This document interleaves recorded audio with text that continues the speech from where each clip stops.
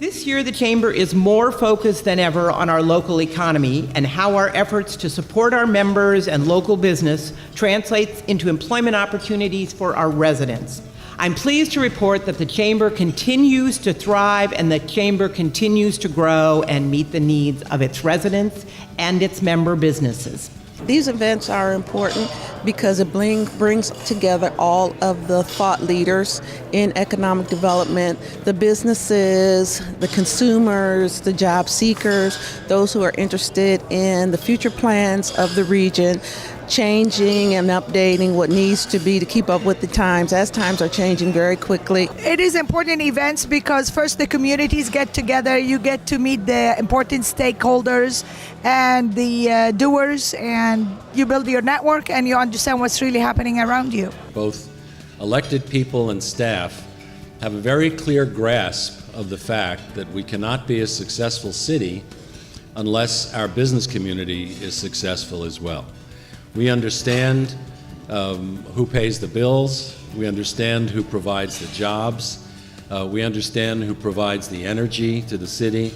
So this is in this balancing act of trying to make sure that we preserve the values of Pasadena, the quality of life in Pasadena, and also encourage commerce and development. We're extremely conscious of the role that all of you that are business people and employers in town play. Everyday ingenuity, inspiration, everyday ambition, hustle, and discovery. I think Pasadena is fortunate to have a lot of exciting things going on.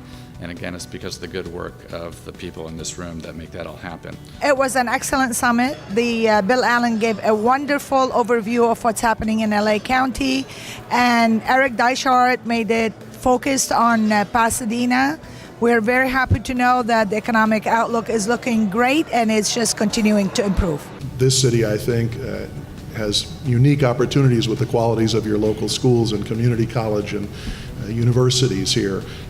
You have a particular opportunity here to provide your residents with the educational skills and training they're going to need to compete, but we have to do this all across this county. The Chamber's youth employment efforts really are a phenomenal asset for the city and identifies one of the critical needs that the city is confronted with. So I would like to personally thank the leadership of the Chamber and all of the Chamber members for what they're doing in terms of employment and training opportunities for our youth.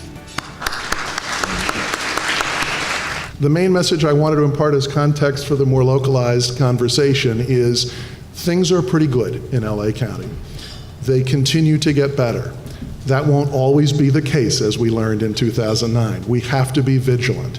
What you do as a chamber to ensure the vitality and success of the Pasadena area economy is very much in partnership and alignment with what we do at the LAADC and what chambers do throughout this county, and we must never stop doing it. We must work together to create an environment in which people want to start businesses, grow businesses, invest capital in businesses, create opportunities for our neighbors throughout this wonderful region that we all call home. Knowing the dynamics of the economy in our cities and in our communities has a great influence on how we do things and which industries we work with. A conversation about wages and livable wages, housing, all of those things impact our community, and so they really all fit together. They're not separate sections, and I think that this kind of venue brings all that together. I look forward to this all year. It's a time when the city can come and tell us how the city's doing. We get a broader look with the county and sometimes the city of Los Angeles. So it's something I always look forward to. This year I had the pleasure of speaking on a panel to talk a little bit about the work that KidSpace does and how that relates to the growth in the city and the overall Pasadena brand. We're applying for a grant for a mobile app, but this mobile app is not necessarily for our general purpose users.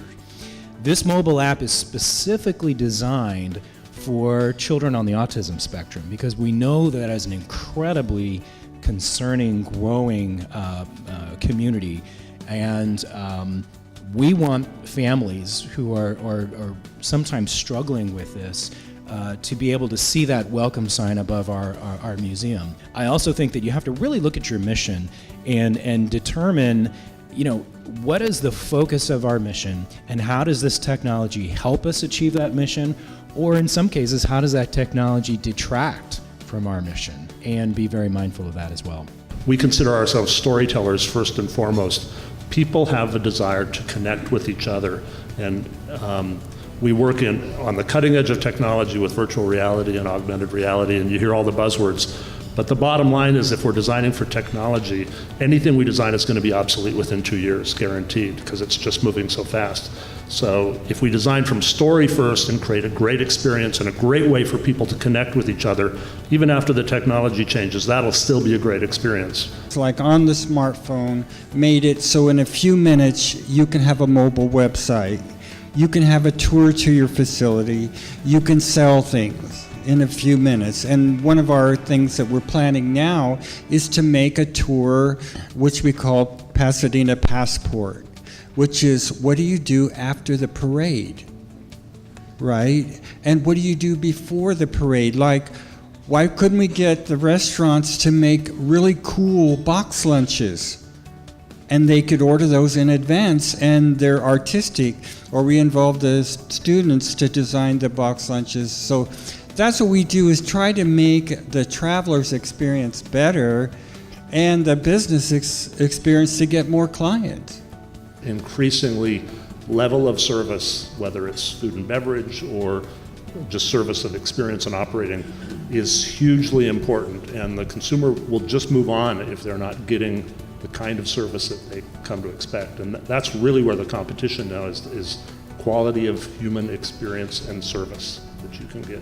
When you look at restaurants, that's where Pasadena punches out of its weight class. We're fortunate to have a wide range of restaurants in Pasadena. We're a regional destination. We have a fortunate position of people coming in from nearby cities. So ultimately, we have a lot of restaurants. It doesn't mean that all of them are doing well, but we do have the variety. So I'm encouraging all of you to eat well in Pasadena. I didn't realize that Pasadena was just completely outpacing our sister cities in the community in terms of restaurants, and that's good for Kids Space, because we know that if people come to the museum, they're going to stay on average somewhere around 4 hours, and by the time they wrap up, they're going to have dinner, they're going to stay in the community a while longer and enjoy their stay. And with the growth in our memberships that we've seen, I think that's a good indicator that they're visiting a lot of Pasadena restaurants as well. Hotels, we've had significant renovations at Hilton, Sheraton, and Westin. We have the Duzit Hotel expanding now. You've seen that under construction. Colorado and Hill, there's been an improved hotel there. Going through the city entitlements for quite a while, but ultimately it's a large investment there on the old Ford dealership site. And we have the Hyatt Place under construction down the street, again off of Los Robles in Colorado. They're building about 190 key hotel or Hyatt Place, which is part of the Paseo renovation. We love working in Pasadena. Our staff loves to have Pasadena to come to. We're centrally located, great places to go have lunch. We're right near old Pasadena. And I was delighted to see Eric talk about the increase in inventory of hotel rooms and hospitality, because to me that was the one answer I came up with, is we have an international clientele. They come from all over the world, and the choices for places for them to stay when they come to Pasadena have been somewhat limited. So I think a broader range of options for them is going to be a real positive for us. With the growth in and the investment in hotels in Pasadena, and I think that's going to yield wonderful benefits for the community. Getting more people into our community and staying in the community, they're going to spend more money. They're going to have a better experience. It's going to help all the businesses in the community that are service related or entertainment related or education related, like Kids Space. So I'm excited to see the new developments. And we don't do what we do as a nonprofit without the investment of new corporations. So that's exciting to see corporate growth as well. And I think it's a really electrified time right now with the city and the growth that we're seeing. So we can continue to make this city the best in the country.